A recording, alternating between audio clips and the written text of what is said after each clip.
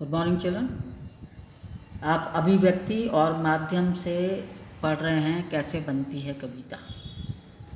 अब इससे आगे का अंश देखिए। तो कई बार क्या होता है कि हमारे बड़े कवियों ने भी शब्दों से खेलने का प्रयास किया है। कैसे? अगर कहीं मैं तोता होता तो क्या होता, तोता होता। बताइए, ये शब्दों से खेलने की कोशिश है। वाह जी वाह, हमको बुद्धू ही निरा समझा है, हम समझते ही नहीं। जैसे कि आपको बीमारी है, आप घटते हैं तो घटते ही चले जाते हैं, और बढ़ते हैं तो बस यानी कि बढ़ते ही चले जाते हैं। दम नहीं लेते हैं जब तक कि बिल्कुल ही गोल ना हो जाएं। बिल्कुल गोल, ये मरज आपका अच्छा ही नहीं होने में। तो ये सब तो शब्दों से खेलने का प्रयास है। ऊपर दिए गए काव्यांशों में कवि ने शब्दों और ध्वनियों से खेलने का प्रयास किया है, और खेल खेल में किए गए इस प्रयास के द्वारा अर्थ के नए आयाम खुलते हैं। मतलब तरह तरह के अर्थ निकाले जा सकते हैं इसके। तो शब्दों का ये खेल धीरे धीरे एक ऐसी दुनिया में ले जाता है जहाँ रिदम है, लय है और एक व्यवस्था है। तो यही प्रवृत्ति आगे चलकर शब्दों को ठीक रखकर अर्थ के खेल खेलना सिखा देती है। यानी शब्दों के खेल से शुरू हुई कविता के रचने की कहानी शब्दों की व्यवस्था तक चली जाती है। उदाहरण के लिए धूमिल की कविता मोचीराम की कुछ पंक्तियाँ लेते हैं। चोट जब पेशे पर पड़ती है तो कहीं ना कहीं एक चोर कील दबी रह जाती है, जो मौका पाकर उभरती है और अंगुली में गड़ती है। तो इन पंक्तियों में पेशे पर चोट यानी उचित मेहनताना, बहुत काम किया, अच्छा काम किया, लेकिन उतना धन नहीं मिला जितनी मेहनत की थी, और उपेक्षा के भाव पर बल है। इन पंक्तियों की संरचना को बदल देने पर अर्थ भी बदल जाएगा। कैसे? पड़ती है पेशे पर चोट जब, तो चोर कील कहीं न कहीं एक रह जाती है दबी, उभरती है जो मौका पाकर और गड़ती है उंगली में। तो इन पंक्तियों की संरचना बदल देने से चोट पर अधिक बल हो गया, पेशे की चोट पर कम। तो जबकि ऊपर की पंक्तियों में पेशे की चोट पर अधिक बल है। इसी तरह दोनों कविताओं के रेखांकित शब्दों पर ध्यान दिया जाए और उसको सोचें तो वाक्य संरचना का कविता में क्या महत्व होता है। तो कविता में शब्दों के पर्याय नहीं होते। उपर्युक्त पंक्तियों पर ध्यान दें। यदि पहली पंक्ति में चोट की जगह मार शब्द रख दें तो कविता का भाव बदल जाएगा। चोट शब्द मोची के संदर्भ में भी एक अलग हथौड़े की चोट का अर्थ रखता है, इसलिए चोट को लगाया। अब बिंब और छंद। छंद क्या होते हैं? आंतरिक लय।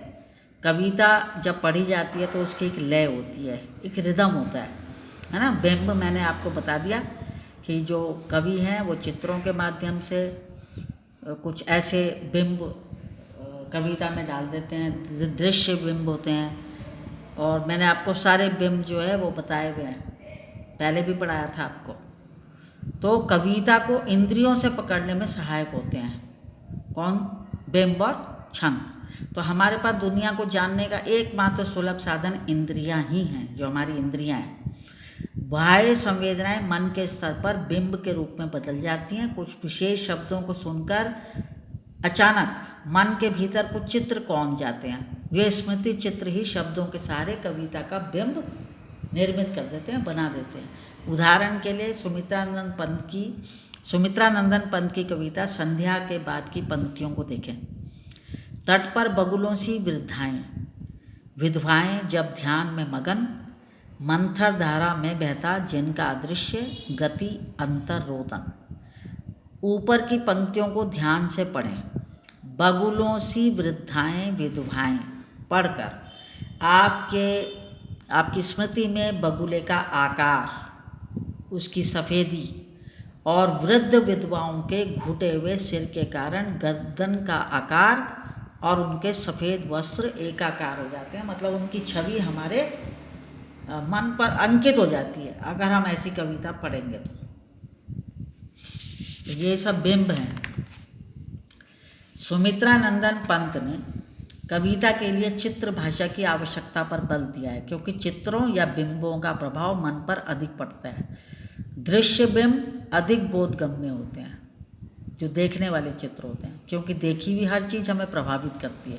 तो कविता की रचना करते समय शुरुआत में धीरे धीरे दृश्य और श्रव्य माने सुनने वाले जो होते हैं, बिंबों की संभावना तलाश करनी चाहिए। ये बिंब सभी को आकृष्ट करते हैं, अपनी तरफ आकर्षित करते हैं। इसलिए किसी विचारक ने ये कहा था कि कविता ऐसी चीज़ है जिसे 5 ज्ञानेंद्रियों स्पर्श, स्वाद, दृश्य, घ्राण, श्रवण। स्पर्श कैसे करते हैं आप? जो आपकी त्वचा है उससे स्पर्श आपको महसूस होता है। स्वाद आप किससे लेते हैं? जीभ से लेते हैं। ये सब बिंब है, ये ज्ञानेंद्रियाँ हमारी इंद्रियाँ हैं। ये दृश्य आँखों से देखते हैं, घ्राण नाक से सूंघते हैं आप, श्रवण जो कानों से सुनते हैं। ये हमारी 5 इंद्रियाँ हैं। तो बिंब भी इन 5 ही होते हैं। तो जिसे 5 ज्ञानेंद्रियों रूपी 5 उंगलियों से पकड़ा जाता है, जिस कवि में जितनी बड़ी ऐन्द्रिक पकड़ होती है वह उतनी प्रभावशाली कविता रचने में समर्थ हो जाते हैं। ये तो कवि पे निर्भर करता है कि वो कितना अच्छा लिखता है। तो छंद मतलब आंतरिक लय कविता का अनिवार्य तत्व है। एक रिदम होता है कविता में। आप कविता बोलते हैं तो उसको बोलने का तरीका भी अलग होता है। मुक्त छंद की कविता लिखने के लिए भी अर्थ की लय का निर्वाह जरूरी है। 2 होते हैं ना छंद, तो एक तो छंद में लिखी जाती है, एक मुक्त छंद में लिखी जाती है कविता। तो कवि को भाषा के संगीत की पहचान होनी चाहिए। नागार्जुन की बादल को घिरते देखा है नामक कविता को देखें तो यहाँ मात्रा की गणना के अनुसार कोई विशेष छंद न होकर भी संगीतात्मक लयात्मकता है, एक म्यूजिक सा सुनाई देता है। तो इसी तरह धूमिल की कविता मोची राम में ऊपर से देखने पर छंद नहीं है, लेकिन अर्थ का अपना भीतरी छंद निरंतर मौजूद है। बाबूजी सच कहूँ मेरी निगाह में ना कोई छोटा है ना कोई बड़ा है, मेरे लिए हर आदमी एक जोड़ी जूता है जो मेरे सामने मरम्मत के लिए खड़ा है। तो कविता के उपयुक्त सारे घटक परिवेश, एक एटमॉस्फेयर और संदर्भ से परिचालित होते हैं। नागार्जुन की एक छोटी सी कविता है अकाल और उसके बाद। परिवेश गाँव का है। इस कविता में संदर्भ, अकाल और उसके बाद का परिवर्तन है। तो कविता की भाषा, संरचना, बिंब, छंद सब उसी के इर्द गिर्द घूमते हैं। यह वो कविता। कई दिनों तक चूल्हा रोया, चक्की रही उदास, कई दिनों तक कानी कुतिया सोई उनके पास, कई दिनों तक लगी भीत पर छिपकलियों की गश्त, कई दिनों तक चूहों की भी हालत रही शिकस्त। दाने आए घर के अंदर कई दिनों के बाद, धुआं उठा आंगन से ऊपर कई दिनों के बाद, चमक उठी घर भर की आंखें कई दिनों के बाद, कौवे ने खुजलाई पाँखें कई दिनों के बाद। मतलब किसी घर में चूल्हा नहीं जला, और जब चूल्हा नहीं जला तो उदासी छा गई सबके चेहरों पर। चूहों की हालत भी बेकार हो गई, कुतिया भी वहीं चूल्हे के पास सोती रही, है ना। तो कई दिनों के बाद जब उनके घर में खाना बना तो धुआं उठा, सबकी आंखों में चमक आ गई, कौवा भी खुश हो गया, कुछ खाने को मिलेगा, उसके पंख खुल गए।